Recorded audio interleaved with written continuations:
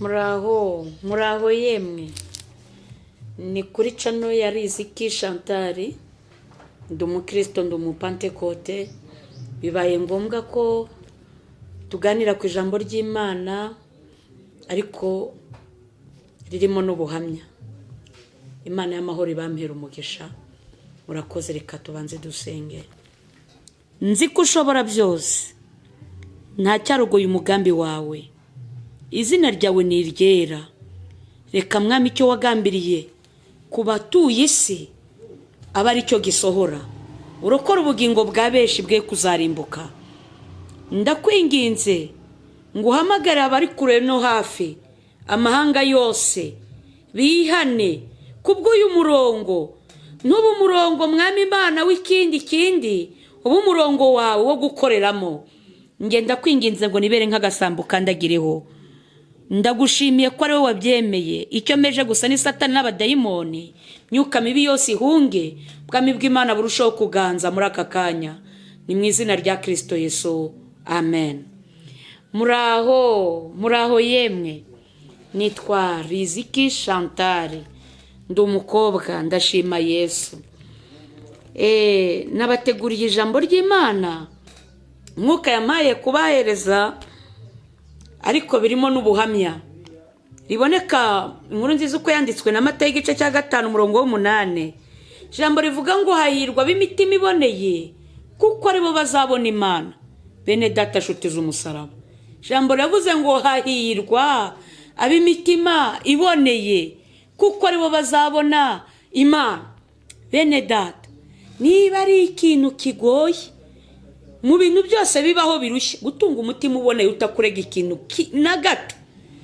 Kuko ari benshi twiyeza twagiye no gusenga, ariko umwuka wera yakururuka akongera akiyanisha abantu ubundi bushya, kandi ibyaha bikagaragara, ibicumuro bikaboneka. Umutima uboneye ni ikintu kiremereye cyane kuwubona, kuwutunga.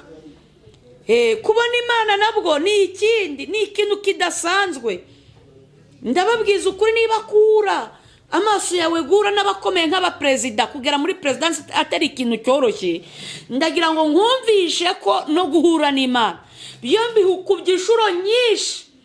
Dufatiye ku rugero ku mugabo bita Mose yari umukiranutsi. Muri iki gihugu cy'iwacu Rwanda nta mugabo nagiranya na Mose, haba mu bashumba ntawe ndabona nka Mose. Mose yari umukiranutsi, tuvuze ibigwi bye guhera mu ivuka rye n'ubugererewe ubwami, akanahunga akajya kwa sebukwe Yetiro, akaragira intama Imana ikamukurayo, ikamwumvisha ukuntu agiye gukura ubwoko bw'Imana muri Egiputa. Imana ikamukoreshereza ibitangaza 10. Imana yamuhaye inkoni irimo ububasha. Banza wibaze ngo iyi nkoni ni uwuhe mushumba muri iki gihugu cy'u Rwanda Imana yayitiza tukamukira? Kibuze inkoni akayikubita hasi, bikeri byose bari mu migeso wa Nyabarongo bikazamuka muri Kigali yose, uwo mu bishop tukamukira abanyakigali. Ntago twakira ibikabyo bye. Iyi nkoni ni uwuhe mu pasiteri Imana yayiha? Iriya nkoni ya Mose. Namwe muri aba pasiteri dutunze mu Rwanda, ariko Mose arayitwaraga ntagire ibikabyo muri Egiputa, akicisha bugufi. Ni uwuhe muhanuzi Imana yatize iyi nkoni? Mose yarafite umutima udasanzwe. Umuntu arasenga urwaye giripe, ibikabyo akabyica ku YouTube n'amaradiyo, akabeshya yuko ngo afite impano, ngo asigaye akiza abarwayi, ubwo akiyita ko ari we mukiza, ntanabone ko ari Imana. Ubwo Imana imukoresheje nk'ibitangaza 10 bya Mose, arayitunga ku mugezi, amazi yose igihugu cyose amazi agahinduka amaraso. Uyu muntu twamukizwa n'iki? Wibuke ko yajyanye no ku nyanja, inyanja igasaduka, hakaboneka inzira ndetse yumutse nta rwondo. Mwibuke Mose afite iyi nkoni, bageze mu butayu Abisiraheli baramwivovotera, ubwo ndabivunaguye byinshi. Batangira kumubwira ngo niki cyatumye udukura muri Egiputa? Ntamva zari ziriyo, ukuza kutwica nabi. Bamwe turibuka udutungurusumu, uribuka amadegede muri Egiputa, nk'uko ari abakristo b'iyi minsi bari kwibuka abana bahiye, abasore abagabo bari kwibuka ibyuki, uko baryaga abana mu tubyiniro mu mabuwate bigatuma badasinzira, bari kwibuka byeri na za mitsingi. Haturibuka ukuntu twabagaho muri Egiputa, bibutse ibyo muri Egiputa. Hari naho Imana yababaye, ibwira Mose ngo ngiye kwica Abisiraheli bose mbarangize. Mose iramubwira ngo nzakororotsa n'umugore wawe, nzakorotsa we n'umugore wawe n'abana bawe mu bishyanga rinini, ariko Abisiraheli bose ngiye kubica. Mose yavuze ijambo rikomeye, mpamya ko iri jambo nta mushumba warivuga, ntawe mu bakozi b'Imana, kandi baramujajaga bamubwira nabi Mose bamutuka. Uretse ko biritandika byose, ni mu ncamake Mose aravuga ngo mbere y'uko bica ubanze uhanagura amazina yanjye mu gitabo cy'ubugingo. Umva umutima mwiza wa Mose. Mose umutima ugeranywa n'uwa Yesu Kristo. Nuko arangije Imana ahereza Imana inama. Umva umushumba mwiza, arayibwira ngo nuramukubishe aya makuru akazagera muri Egiputa, akazagera mu bihugu by'amahanga nahi iwacu i Rwanda, ntibazagira ngo wari wabuze ibidutunga. Wakwihanganye ko ari njyewe bari gutuka, ko atari wowe mwami witeka. Imana ibona inama Mose ayihaye niyo. Imana irihangana, cyakoze iramubwira ngo nubwo ubafitiye imbabazi nzabica urusorongo umwe kugeza igihe bazashiriramo. Aho ngaho hari naho Mose yajyaga ku musozi agataha arabagirana, yagera mu kibaya Abisiraheli bamubona ati tubabarire wipfuke, kuko ntawashobora kukureba mu maso. Dukurikije ibikabya ababishopu b'iyi minsi, abahanuzi bagira, abavuga butumwa, uwahinguka mu iteraniro ari kurabagirana bakamubwira ngo yipfuke, ninde wakwemera kwipfuka? Mose afite kwicisha bugufi yaripfukaga. Bwira umukobwa w'iyi minsi wambaye mini ngo ipfuke, maze urebe ko yemera kwipfuka. Arakwereka ko utazi ibigezweho, iterambere, vision, ntabyo kwipfuka n'ibindi. Bwira abaririmbyi batega ibitambaro byo mu mutwe, barakurakarira. Ariko se nubwo muri kwanga kubitega bene data, abenshi ndi muri kubishyiramo kubera iki cyorezo. Muri kurira amamoto mutashyize, n'abagabo bari kubibategesha. Mwaranze kubitega hakiri kare, kandi murabitega Imana itabashima, murabitega kubera akaga. Iminwa mwaragendaga musiga iyagirana nk'izuru ry'ingurube, ubu mwakizaho agapfukamunwa, ubu muzongere musiga none Imana irabemeje. Ye baba we, nuko mwanze gupfuka ariko Imana iri kubapfukira. Nuko twigarukire uyu Mose wari ufite umutima mwiza gutya wo kwicisha bugufi. Imana yarayibwiye n'ibindi byinshi, ibigwi bya Mose ni byinshi, nkeretse mbigiyemo byantwara umwanya muremure. Yabwiye Imana ngo mbabarira unyereke ubwiza bwawe. Yajyaga no ku musozi akamarayo iminsi 40 atakira Abisiraheli. Dukeneye abashumba bashoboye kuririra ubwoko bw'Imana bugahembuka. Kubura umushumba utazi gusenga nakaga ngo ujya ahantu utake, ujya mu cyumburirire itorero umukumbi waragijwe. Burya nukuri urabeshya, nta mushumba, ntago uri umuyobozi. Nuko Mose uyu nguyu yinginze Imana ngo imwereke ubwiza bwayo burabagirana. Imana iramusubiza ngo uramutse umbonye wapfa. Dukurikije umutima ufite, yewe buri wese uri kuntega amatwi, banza urebe umutima ufite, ari uwawe n'uwa Mose, ukwiriye kureba Imana nindi. Nusanga utakwiriye kureba Imana, umenye yuko ufite ikibazo. Wifuza umutima mushya uboneye, umutima uzira ibizinga, umutima uzira ibyaha. Rero turi mu minsi mibi, abakristo benshi imitima yabaye nk'inyamaswa ba. Reka tubirebe muri iki gitabo cy'Abalewi, igice cya 11 umurongo wa 30, 11:30 haragira hati: n'ikinyogote n'igikeri n'umuserebanya n'ikijongororwa n'uruvu, ibyo nibyo bihumanya kuri mwe mu bigenza amaguru magufi byose. Ukoze ku ntumbi zabyo azaba ahumanya ageze nimugoroba. Amen. N'ikinyogote, mwese abantu benshi muzi ibinyogote, ndetse ndakibona n'amaso, ariko amakuru y'ikinyogote numvishe ko kigira amacumu, ukegereye kirakwasa. Nta mikino. Dufite abakristo imitima yabo ni ibinyogote. ukaba wegereye mwene se uri umubyeyi wabyaye, muraririmbana, muradiyakonana, gutyo muhurira mu materaniro, ariko waba wifitiye agahinja ukumva arakubajije indamukanyo ngo uwo mwana ufite n'uwa kangahe, ati n'uwa 8, ati izo mbeba tego wagira ngo ufite isoko uzabagurishamo, kandi ubwo ni mwene so. Ariko se wagize ubwenge ukabyara bushoboye, nta n'isukara aguhaye atangiye kukwitira abana imbeba, wetse kubeshya uzibagirwa ko yakwitiye abana imbeba.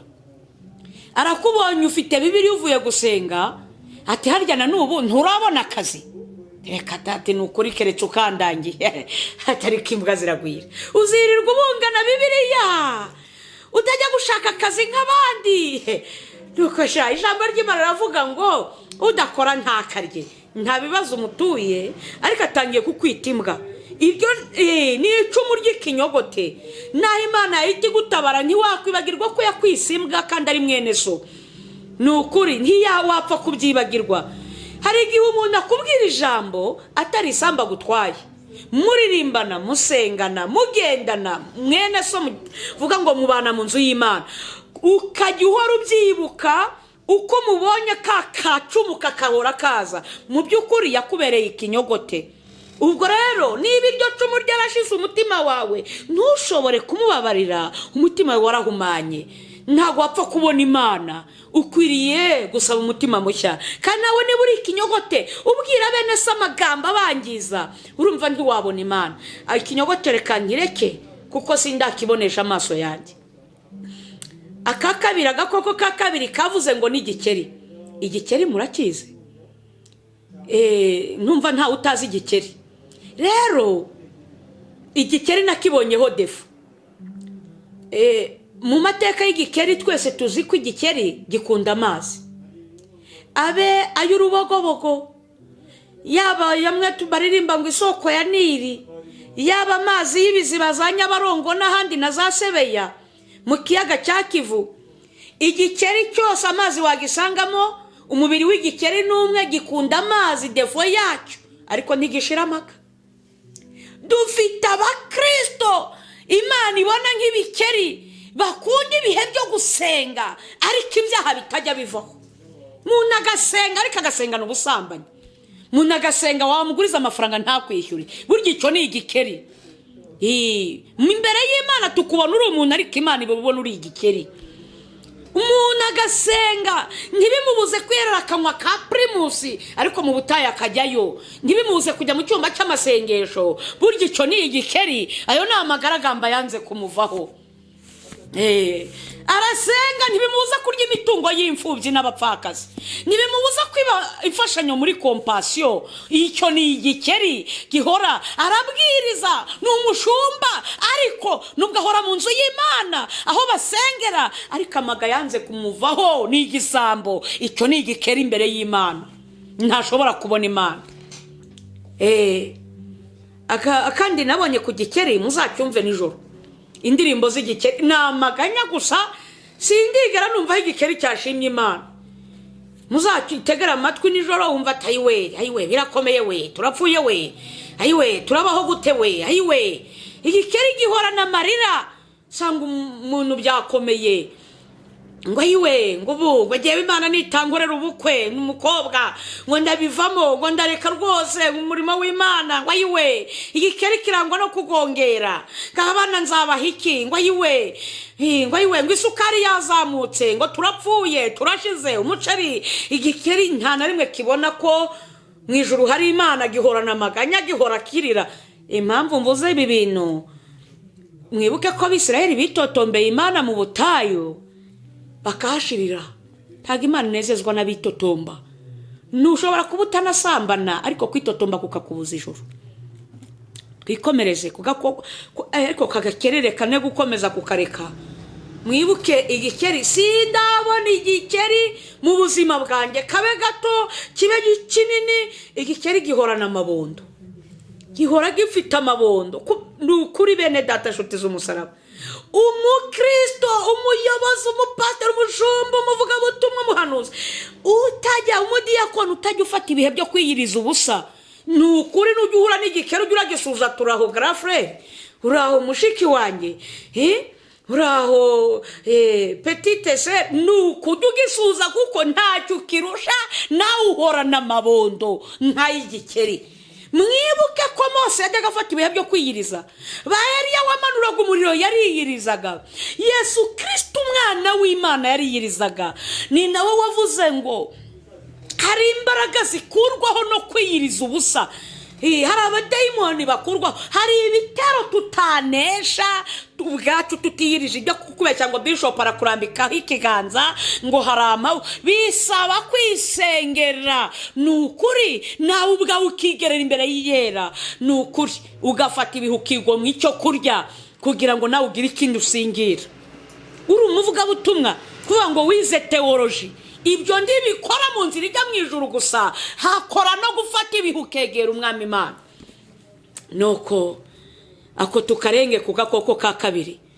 Aka gatatu kavuze ngo nk'umuserebanya. Umuserebanya murawuzi, ni agakoko kakunda, mwarakitegereje kugenda hejuru y'amazu. Sindabonaho umuserebanya wubaka inzu, ariko iyo uyubatse umaze kuyuzuza, umuserebanya wibwiriza kuyitaha. Wenyine ukuyuzuza urara hasi, umuserebanya ujya hejuru ku ibati. Aba ni abakristo batagira icyo bamaze mu nzu y'Imana, kandi badatana no kwishyira imbere no kwishyira hejuru. Usanga wamuririmbye utabona umwanya wa repetisiyo, ari mu kazi n'umucuruzi ukomeye, ni umukobwa mwiza, repetisiyo ntiyabonetse, ariko bene uwo urasanga ari kurwanira imbere ati mwigire aha niho dirija yankize. Miserebanya iribonekeza yishyira imbere, miserebanya ntiwawushyira inyuma ngo bikunde. Akandi kantu nakuboneye ku muserebanya, muserebanya ugira hasi inda y'umweru, hasi aho ugendesha aho ukurura hasi ni umweru, naho imvura yagwa kajana sindabona umuserebanya wagiyeho urwondo, uhora uri simati, uzirana n'ibiwanduza. Serebanya icyambere ku mirimo hoya, kabiri uzirana n'ibiwanduza, utinya gukora ngo utandura. Bene data, sanga umudiyakoni ni umuserebanya. Ntajya amenyera igihe urusengero rukuburirwa kandi ari umudiyakoni. Kuva bamusengera ntarakoropa, ntaramenya iby'abashyitsi mu nzu y'Imana. Reka ni umudiyakoni wo kugenda mu bakirisitu icyaraniro yigaragaza gusa, umuserebanya, kugira ngo abantu bamurebe, barebe imyambarire ko yambaye neza, amakositime, amabaze. Imiserebanya nitana no kwibonekeza. Muzacunge mu makorari. Nubwo hajemo icyorezo Imana ikaba yaratanze ikiruhuko, wa mugore wambara neza, umukobwa wambara neza simati, siye bafite n'agasura keza, abo bapangwa imbere.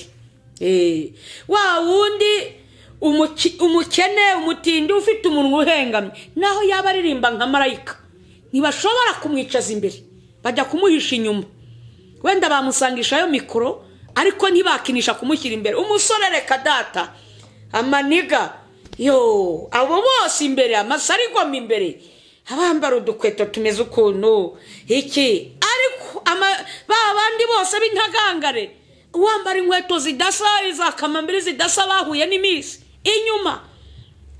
Kubaho bibonekeza, babandi batagize bapanga amasengesho ya korari. Imiserebanya ntago wayihasanga, avuga ko akazi ari keshi, yananiwe. Ariko babakene, babandi badashobora no guhingutswa imbere inshuro nyinshi, usanga aribo baje mu masengesho. Babadiyakoni babakene nibo usanga basenze bari kurira itorero. Ariko abajama, abakoboye, abamanyura amazi, ndakurahiye nta mwanya bafite wo kuza mu cyumba cy'amasengesho, ntawo mwanya babona. Twikomereze no kubaho nk'umuserebanya.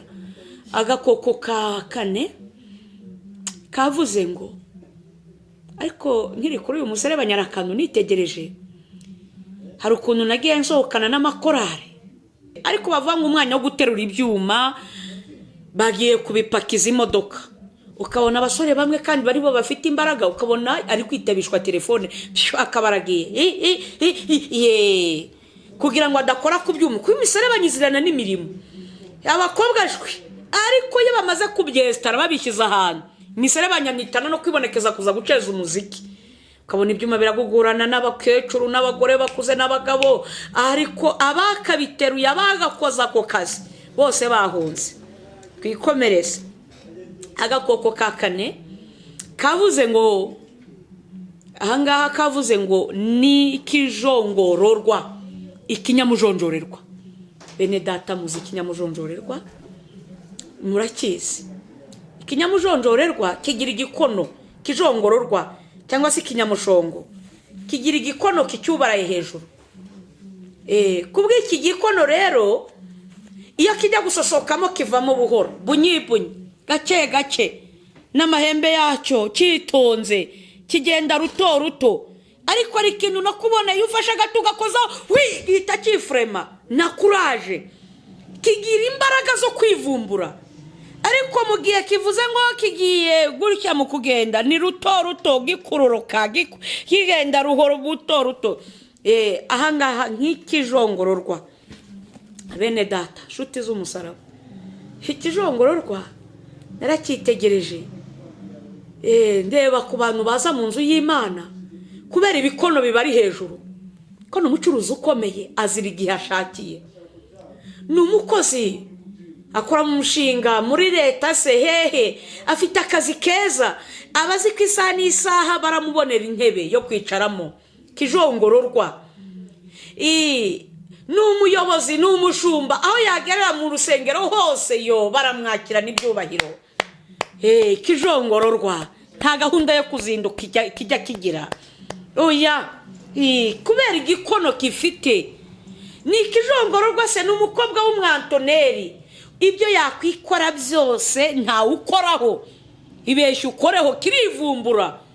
Uzacunga amakorari yo yasohotse nk'abari abakobwa bantona cyangwa abagore cyangwa abagabo, korari bayitegeka kuza yambaye inifomo. Wa undi w'umwantoneri kubera ko afite ijwi ryiza, hari umwanya ari buririmbemo, uwo nguwo ntawukoraho aza yambaye ibyo ashatse, asiga inifomo ku bushake. Kubera iki? hari agakono kamuriho.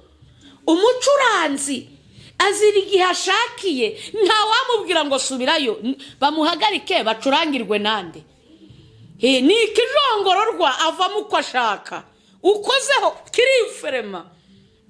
Evangeliste International yahinguka mu iteraniro saa 9, yaza saa 8 mu giterane bamutumiye, ntawukoraho. Ngo ni international. Icyo ni ikijongororwa. Mu maso y'abantu turabona uri umuntu, ariko imbere y'isumba byose irabona ari nk'ikijongororwa. Idefo y'ikijongororwa nakuboneye nuko aho kinyuze hose kigenda gisiga umwanda, gisiga ibitera seseme. Aho kinyuze hose biragatsindwa murokore, mukirisitu, mu Pentekote, kwahunyura hose abantu bakwinuba. Bakaba bazi ko ari abacuruzi udashobora kubishyura. Uri umucuruzi aho wacuruje hose bazi ko utagira umunzani muzima, uri igisambo. Uwo ni umwanda wasize.